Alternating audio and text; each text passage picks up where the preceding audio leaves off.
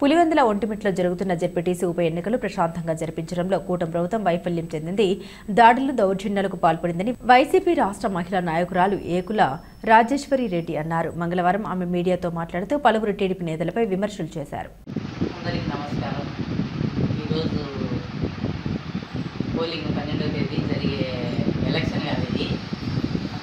Rowdy రాజ్యము, red book రాజ్యాంగం జరుగుతుంది ఎలక్షను. అయ్యా నేను ఒకటే చెప్తాను, చంద్రబాబు, లోకేష్ గారికి, బీటిక్ రవి గారికి, ఇంకా మీ అనుచరులకు, మీ ఫ్యాక్షన్ చేసే నాయకులకు, పులివెందుల్లో తిష్ట వేసిన మీ ఫ్యాక్షన్ గుండాలకు, ఇక్కడ జగన్మోహన్ రాజు కానీ ఎవరైనా సరే, బండి రాంప్రసాద్ రెడ్డి గారికి కానీ ఎవరికైనా ఒకటే చెప్తానా, మీకు దొమ్మ ధైర్యము రిగ్గింగ్ చేయాలనే పాల్పడే బుద్ధులు ఉన్నప్పుడు ఎలక్షన్ ఎందుకు జరుపుతున్నారు? ఎలక్షన్ ఎందుకు జరిపినారు? ఎలక్షన్ కమిషనర్ ఒకటే అడుగుతాను, అయ్యా నువ్వు ఎలక్షన్ కమిషనర్వా, నువ్వు ఆఫీసర్వా కాదా?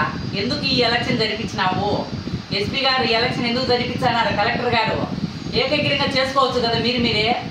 ఎలక్షన్ జరగాలంటే ఒక సాఫీగా, ఒక పోలీస్ ప్రొటెక్షన, ఒక ప్రభుత్వం ఆఫీసరు అందరూ కలిసి ప్రజలను ఓటకు ఎవరకు హక్కు ఓటు వేయించుకునేదానికి ఎలక్షన్ అంటారు. ఇది రెడ్ బుక్ రాజ్యాంగము. పోలీసులంతా రెడ్ బుక్లు అమ్ముడు పోయినందుకు కలెక్టర్ గారు ఇదంతా కూడా మీ రాజ్యాంగాన్ని మీరే ఏకీకరణ చేసుకోకూడదా? ఎవరు ఎలక్షన్ జరపమంటున్నారు?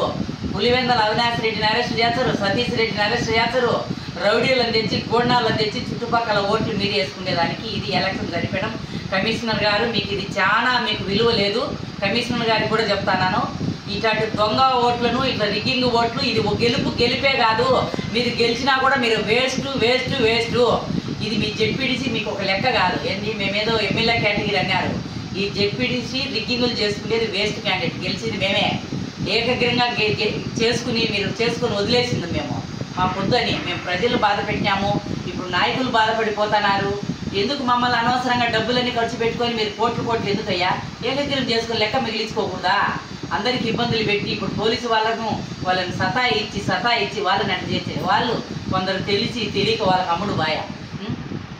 ఈ రెడ్ బుక్ రాజ్యాంగము, ఈ చంద్రబాబు, లోకేష్ మీరు ఇది రాసి పెట్టుకోండి నాయన. 2029 మేము ఇవాళ చేయము. మనోమపు రాజకీయాలు మాకొద్దు.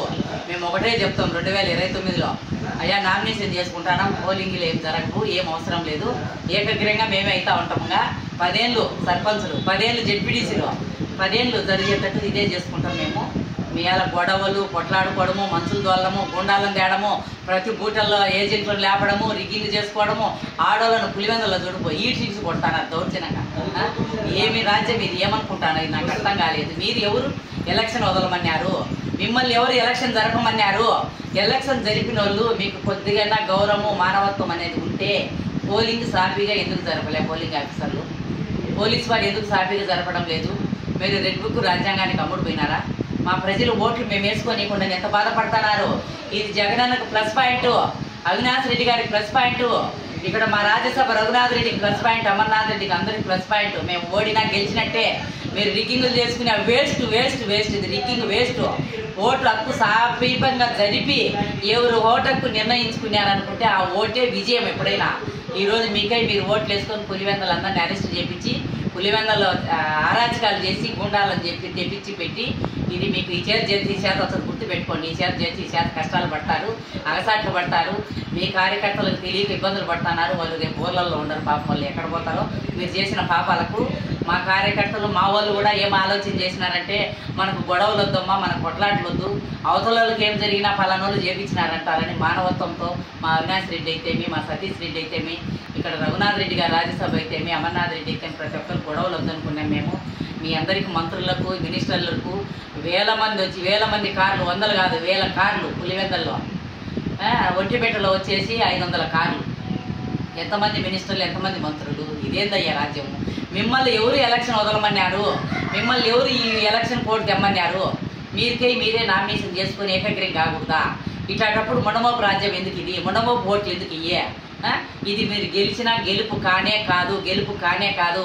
దౌర్జన్యం, రిగ్గింగ్ అని ప్రతి ఒక్కరికి మోదీ గారు, మీరు బీజేపీ వాళ్ళను మీరు వదిలినారు. మోదీ గారు చంద్రబాబుకు అమ్ముడు పోయారా? మీరు కూడా కూటమి ప్రభుత్వం అయ్యి మీకు కూడా కొద్దిగా న్యాయం లేదా? మోదీ గారు కొద్దిగా దయ ఉంచి, అమిత్ షా గారు మీ బీజేపీ నాయకులు ఏం మాట్లాడతారో తెలీదా? రౌడీ జాలక పంపించేది మీరు కూడా. ఏదో మీకు రామాయణము, భారతము భక్తి ఉంది నీకు. ఈ భక్తికి మీరన్నా కొంచెం అనుకున్నాను కానీ మోదీ గారు ఇది కూడా చాలా తప్పు. మీ ఎమ్మెల్యేలు ఏ విధంగా చేస్తున్నారు, చంద్రబాబుకు కుంపట్లు అయిపోయినారు. బీటెక్ రవి గారికి నాకు ఎమ్మెల్యే ఓడిపోయినాను, రిగ్గింగ్ చేయకుంటే నేను బతకడం వేస్ట్ అనుకున్నాడు. రిగ్గింగ్ చేసుకున్నావు, గెలుచుకో, ఇబ్బందిలే, నువ్వు గెలిచినా ఓడిపోయినావు, మేము గెలిచినట్టే. మా ఒంటి మెట్ట పులివెందుల మేము గెలిచినట్టే.